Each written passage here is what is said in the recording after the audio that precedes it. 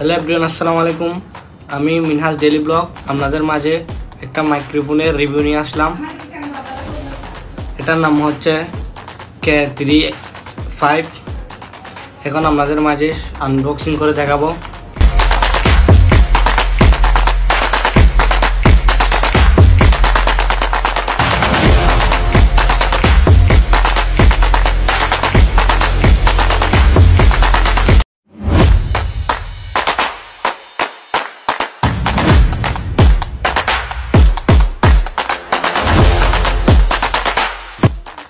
তো এখন এটা রিভিউ করা যাক, টেস্টিং করা যাক, আওয়াজ কিরকম, বাইরের নয়েজ কিরকম আসে।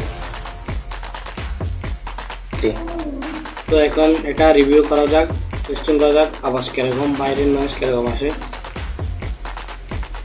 হ্যালো হ্যালো, সবাই কেমন আছেন? হ্যালো, এখন এই কথাটা হচ্ছে আমার K35 এর মাইক্রোফোনের ভয়েস। তো ভয়েসটা কেমন আপনারা সবাই কমেন্ট বক্সে বলে যাবেন, ভালো না খারাপ। তো আজকে এতটুকু, অন্যদিন আরেকটা জিনিস নিয়ে রিভিউ নিয়ে দেখা হবে। সবাই ভালো থাকবেন, খুদা হাফেজ।